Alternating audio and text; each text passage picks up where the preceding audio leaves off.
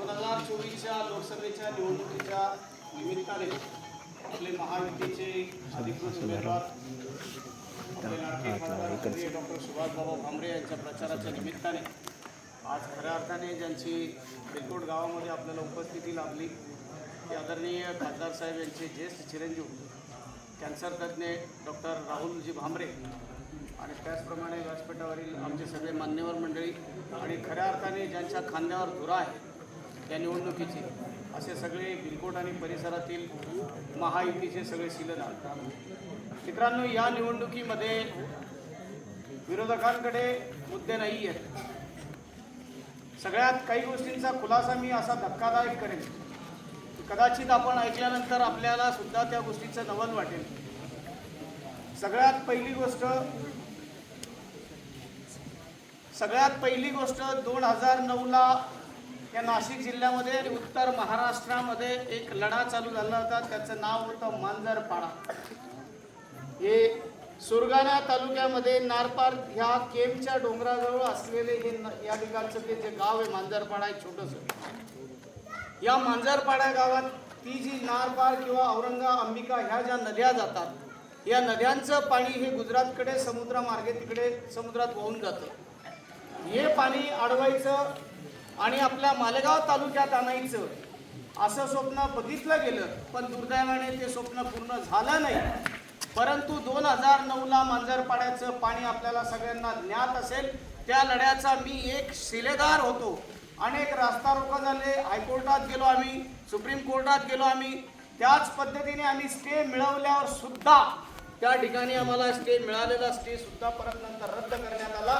आणि याच्यामागे सांगण्याचं कारण असे की आमचं गिरणा खोरं आणि गोदावरी खोरं दोन्ही खोरं हे तुटीचे खोरं आहेत.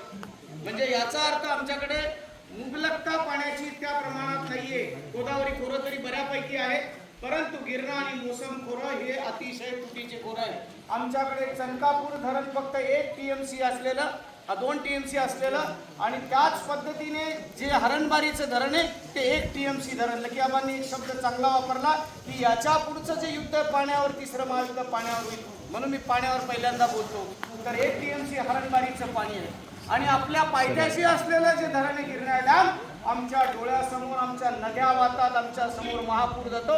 त्या धरणाची क्षमता 19 TMC. आमची 3 TMC आणि गिरणा धरणाची 19 TMC.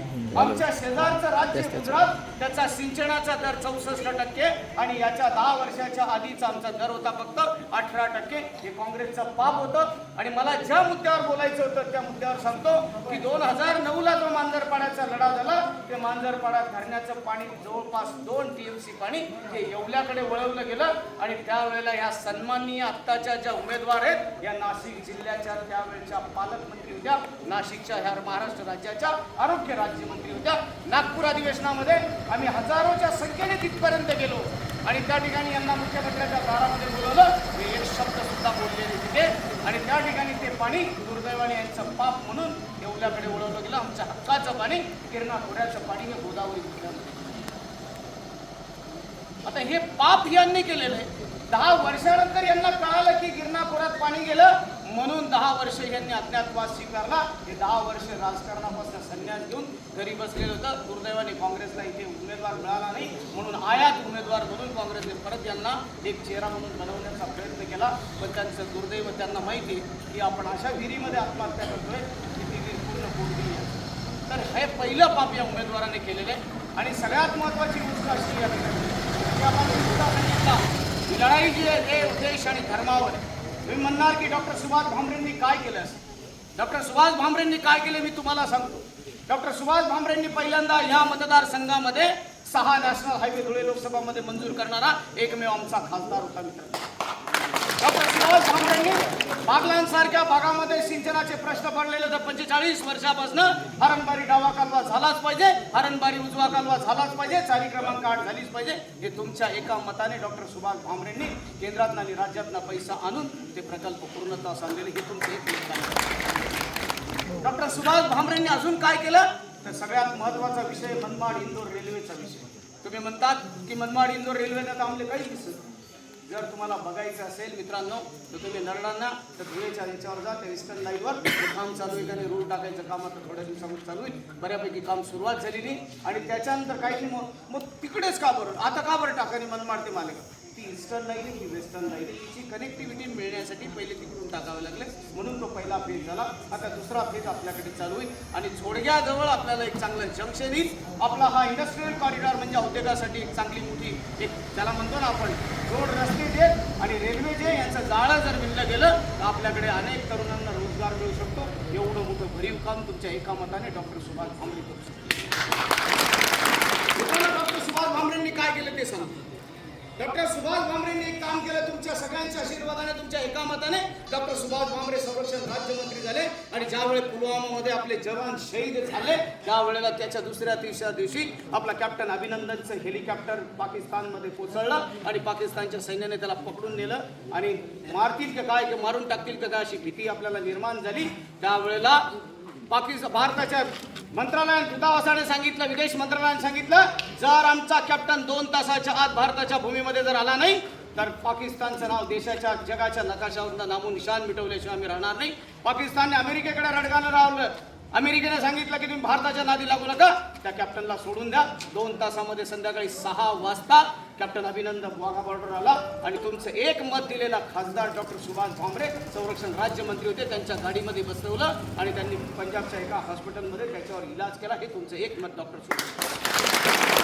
मित्रांनो, बोरवीरचा जो जवान होता तर बोरवीरचा चंदू चव्हाण बोरवीरचा तो पाकिस्तानच्या सीमेमध्ये भरकटला आणि त्या गावावर शोककळा पसरली. धुळे जिल्ह्यामध्ये नाही, अख्ख्या उत्तर महाराष्ट्रामध्ये सगळीकडे ही बातमी पसरली आणि तो बिचारा मारला जाईल का काय, त्याच्यावर काय अत्याचार होत असतील त्याच्या गावामध्ये, त्याच्या नातेवाईकांमध्ये. त्या आई जिने जन्म दिला होता, जिने 9 महिने रक्ताने पुसला, हाताचा पाळणा करून वाढवणारी माता जी असते, तिला तिचा तरणा बाण पोरगा ज्या वेळेला सीमेवर लढतो त्यावेळेला त्या ठिकाणी तिचा खरी भावना जी असते त्यावेळेला तिच्या मनातनं जाणून घ्यावी. तसे तिच्या डोळ्यात आशीर्वाद होते. माझे मंत्री, तुमचे आमचे खासदार, तुमचे एक मत दिलेला खासदार त्या ठिकाणी राज्यमंत्री होते. त्यांनी गेले, त्या आईला सांगितलं, तू चिंता करू नको, तुझ्या मुलाला मी भारतामध्ये तुझ्या घरी आणल्याशिवाय मी शांत बसणार नाही. गेल्या काही महिन्यातच डॉक्टर सुभाष भामरेंनी चंदू चव्हाणला महाराष्ट्राच्या भूमीत आणलं, त्याच्या घरी सोडलं. ते एक मत तुमचं आमचं डॉक्टर सुभाष भामरेंचं सांगितलं. आणि काय विषय आत्ताची माहिती, काल परवा आम्ही डॉक्टर साहेब या प्रबंध भूमीच्या ह्याच्यामध्ये कमलेश सर होते, लकी आबा होता, आम्ही तिथे चर्चा करत होतो. त्या काँग्रेसच्या महाभागाने तिथे असं वाचून दाखवलं की जर आमची सत्ता आली तर तुम्ही जो 370 कलम हटवलाय तो काश्मीरमध्ये परत लागू करू. तुम्ही जो CAA या ठिकाणी तिथे आपण लागू केलेला आहे तो CAA कायदा रद्द करू, अशा पद्धतीने काँग्रेसच्या जाहीरनाम्यामध्ये लिहिलेलं. मग डॉक्टर सुभाष भामरेंचं एक मत 370 कलम त्या ठिकाणी रद्द करण्यासाठी कामात आलं. डॉक्टर सुभाष भामरेंचं एक मत त्या ठिकाणी CAA कायदा लागू करण्यासाठी. डॉक्टर सुभाष भामरेंचं एक मत 26 काँग्रेसने वकील लावले, सुप्रीम कोर्टामध्ये लढाई लढली की या ठिकाणी मस्जिदीची जागा होती, राम मंदिर बांधलं जाणार नाही. पण नरेंद्र मोदी आणि आमच्या सरकारने त्या ठिकाणी ठरवलं की हायकोर्टात बाजू मांडली आणि आमच्या बाजूने निकाल लागला. आज रामलल्लाचा 500 वर्षानंतर अयोध्येमध्ये भव्य दिव्य मंदिरामध्ये आणि गेल्या अनेक वर्षापासून एक राजकारणामध्ये एक निस्सीम आणि अतिशय निष्कलंक माणूस म्हणून डॉक्टर सुभाष भामरे साहेब यांची जी प्रतिमा आहे ती प्रतिमा आपल्याला सगळ्यांना ज्ञात आहे.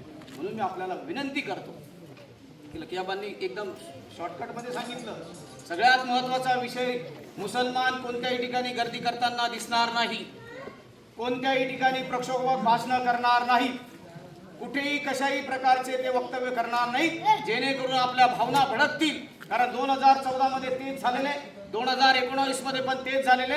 ते जेवढे भडकायचे त्याच्या उलट आपण प्रतिसाद देऊन आपण भडकायचो.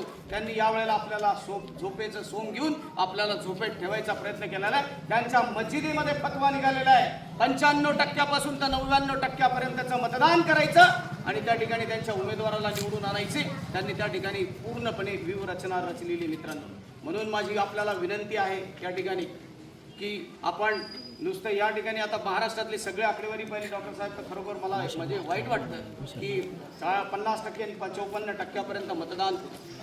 आम्ही आमच्या राजकारणाशी काय संबंध, आम्ही का जावं मतदानाला, असं नाही.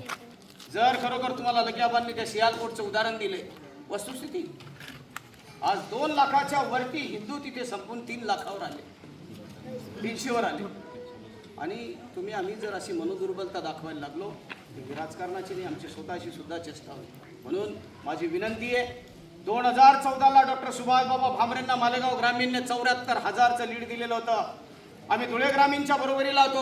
2019ला डॉक्टर सुभाष बाबा भामरेंना आम्ही 94,000 अजून 20,000 मतं जास्त दिलेले होते. मी आज आपल्याला विनंती करायला आलेलो आहे, या 2024ला डॉक्टर सुभाष बाबा भामरेंना 1.25 लाखाच्या वरती मालेगाव बाह्य विधानसभेमध्ये आपल्याला या ठिकाणी पूर्णपणे मतदान करण्यासाठी आम्ही हात उंच करून शपथ घ्यायचे आणि डॉक्टर सुभाष बाबा भामरेंना मोठ्या मताधिक्याने निवडून यायचं. जय श्रीराम, जय श्रीराम, जय असो. असं तुमच्या गावाला जवळ आपला नेता संदीप भाऊ सारखा सगळा कार्यकर्ता आहेत आपले, सगळे चांगले कार्यकर्ते.